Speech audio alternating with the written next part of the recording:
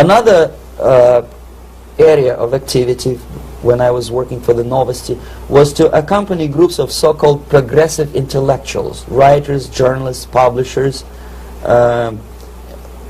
teachers, professors of colleges. You can see me here in Kremlin. I'm second on the left, with a group of Pakistani and Indian intellectuals.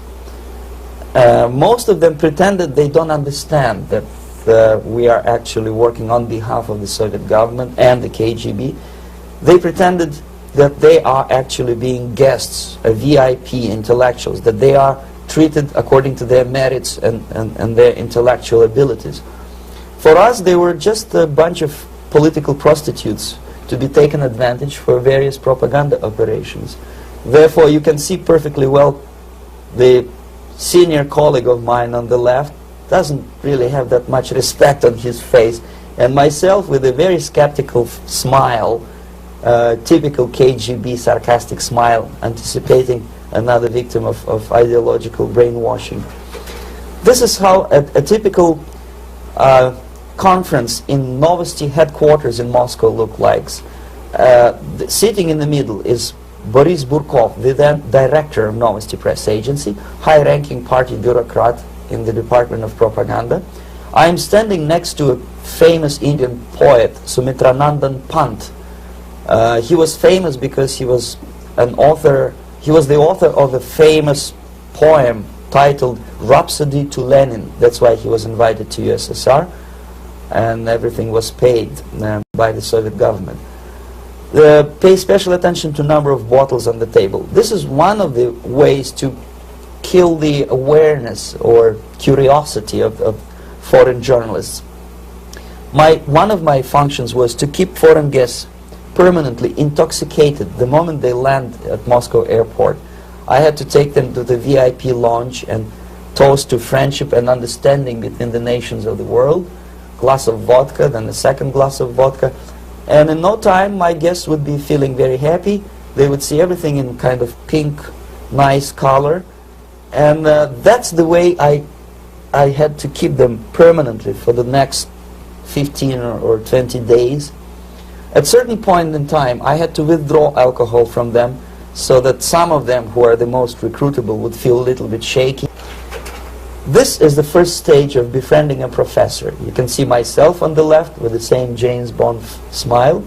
On the right is my KGB supervisor, Comrade Leonid Mitrokhin, and in the middle a professor of political science in Delhi University. The next stage would be to invite him to a gathering of Indo-Soviet Friendship Society. There he is sitting next to his wife before he is being sent to USSR for free trip. Everything is paid by the Soviet government. He was made to believe that he is invited to USSR because he is a talented, sober-thinking intellectual. Absolutely false. He is invited because he is a useful idiot, because he would agree and subscribe to most of the Soviet propaganda cliché. And when he is coming back to his own country, he is going for years and years to teach the beauties of Soviet socialism to newer and newer generations of his students, thus promoting the Soviet propaganda line. It was the part of the building of USSR embassy, and my supervisors on the left is Comrade Mehdi, an Indian communist, and on the right, Comrade Mitrokhin, my supervisors in the secret department of research and counter-propaganda. It has nothing to do with either research or counter-propaganda. Most of the activity of that department was to compile huge volume of information on individuals who were instrumental in creating public opinion. Publishers, editors, journalists, actors, educationalists, professors of political science, members of parliament, representatives of business circles. Most of these people were divided roughly in two groups. Those who would toe the Soviet foreign policy, they would be promoted to the positions of power through media and public opinion manipulation. Those who refused the Soviet influence in their own country would be character assassinated or executed physically come revolution. Same way as in the small town of Hue in South Vietnam, several thousands of Vietnamese were executed in one night when the city was captured by Viet Cong for only 2 days. And American CIA could never figure out how could possibly communists know each individual, where he lives, where to get him, and would be arrested under the guidance of the Soviet embassy in Hanoi. And same thing I was doing in New Delhi. To my horror, I discovered that in the files where people were doomed to execution, there were names of pro-Soviet journalists with whom I was personally friendly. Pro-Soviet? Yes. They were idealistically minded leftists who made several visits to USSR, and yet the KGB decided that come revolution or drastic changes in political structure of India, they will have to go. Why is that? Because they know too much. Simply because, you see, the useful idiots, the leftists who are idealistically believing in the beauty of Soviet socialist or communist or whatever system, when they get disillusioned, they become the worst enemies. That's why my KGB instructors specifically made a point, never bother with leftists. Forget about these political prostitutes. Aim higher. This was my instruction. Try to get into large circulation, established conservative media. Reach, filthy rich movie makers, intellectuals, so-called academic circles. Cynical, egocentric people who can look into your eyes with angelic expression and tell you a lie. These are the most recruitable people, people who lack moral principles, who are either too greedy or too suffer from self-importance. They feel that they matter a lot. These are the people who KGB wanted very much to recruit. But to eliminate the others, to execute the others, don't they serve some purpose? Wouldn't they be the ones we rely on? They serve purpose only at the stage of destabilization of a nation. For example, your leftists in United States, all these professors and all these beautiful civil rights defenders, they are instrumental in the process of the subversion only to destabilize a nation. When their job is completed, they are not needed anymore. They know too much. Some of them, when they get disillusioned. Same happened in Bangladesh when Mujibur Rahman, very pro-Soviet leftist, was assassinated by his own Marxist-Leninist military comrades. It's the same pattern everywhere. The moment they serve their purpose, all the useful idiots are either be executed entirely, all the idealistically minded Marxists, or exiled or put in prisons, like in Cuba. Many former Marxists are in Cuba, in prison. So most of the Indians who were cooperating with the Soviets, especially with our Department of Information of the USSR Embassy, were listed for execution. And when I discovered that fact, of course I was sick. I was mentally and physically sick. I thought that I'm going to explode one day. During the briefing at the ambassador's office, I would stand up and say something that we are basically a bunch of murderers. That's what we are. It has nothing to do with friendship and understanding between the nation and blah, blah, blah.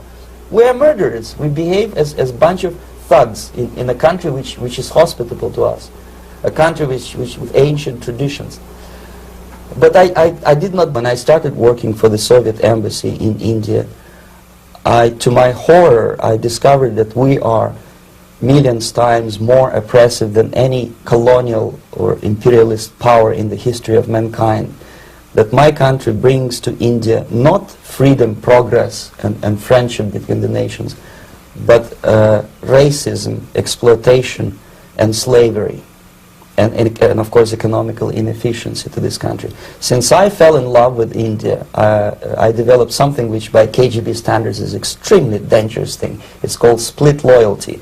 When an agent likes a country of assignment more than his own country. I literally fell in love with this beautiful country, a country of great contrasts, but also great humility, great tolerance, and philosophical and intellectual freedoms. My ancestors used to live in caves and eat raw meat when India was a highly civilized nation 6,000 years ago. So obviously the choice was not to the advantage of my own nation. And how?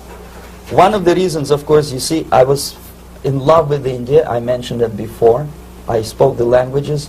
I socialized with people. And I understood that I had to act fast unless I want this beautiful country to be permanently and irreparably damaged by our presence. One of the reasons not to defect was, as you can see, I was living in relative affluence. who the hell in the normal mind would defend the country? It's a great brainwashing process which goes very slow, and it's divided in 4 basic stages. The first one being demoralization. It takes from 15 to 20 years to demoralize a nation. Why that many years? Because this is the minimum number of years which requires to educate 1 generation of students in the country of your enemy, exposed to the ideology of the enemy. In other words, Marxism-Leninism ideology is being pumped into the soft heads of at least 3 generations of American students without being challenged or counterbalanced by the basic values of Americanism, American patriotism. The result you can see. Most of the people who graduated in the 60s, dropouts or half-baked intellectuals, are now occupying the positions of power in the government, civil service, business, mass media, educational system. You are stuck with them. You cannot get rid of them. They are contaminated. They are programmed to think and react to certain stimuli in a certain pattern. You cannot change their mind, even if you expose them to authentic information, even if you prove that white is white and black is black, you still cannot change the basic perception and the logic of behavior. In other words, these people, the process of demoralization is complete and irreversible.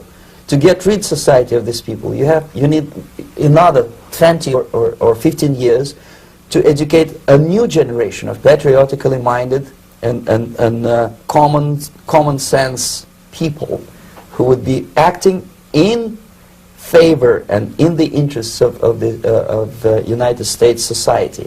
And yet these people who've been programmed and, as you say, in place, and yes, who are favorable to an opening with the Soviet concept, these are the very people who would be marked for extermination in this country? Most of them, yes. Simply because the psychological shock when they will see in future what the beautiful society of equality and social impulse to defect was Bangladesh crisis, which was described by American correspondents as Islamic grassroots revolution, which is absolute baloney. There was nothing to do with Islam, and there was no grassroots revolution. Actually, there are no grassroots revolutions, period. Any revolution is a byproduct of a highly organized group of conscientious and professional organizers, but has nothing to do with grassroots. In Bangladesh, it was nothing with grassroots. Most of the Awami League party members, Awami League means People's Party, were trained in Moscow in the high party school. Most of the Mukti Fauj leaders, Mukti Fauj is in Bengali means People's Army, same as SWAPO and all kind of liberation armies all over the world. The same bunch of useful idiots. They were trained at Lumumba University and various centers of the KGB in Simferopol, in Crimea, and in Tashkent. So when I saw that Indian territory is being used as a jumping board to destroy East Pakistan, I saw myself thousands of so-called students traveling through India to East Pakistan, through the territory of India, and Indian government pretended not to see what's going on. They knew perfectly well, the Indian police knew it, the intelligence department of the Indian government knew it, the KGB of course knew it, and the CIA knew it.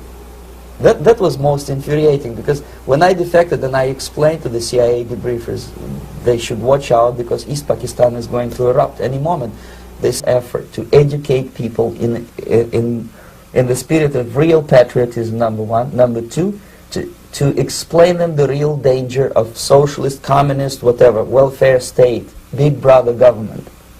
If people will fail to grasp the impending danger of that development,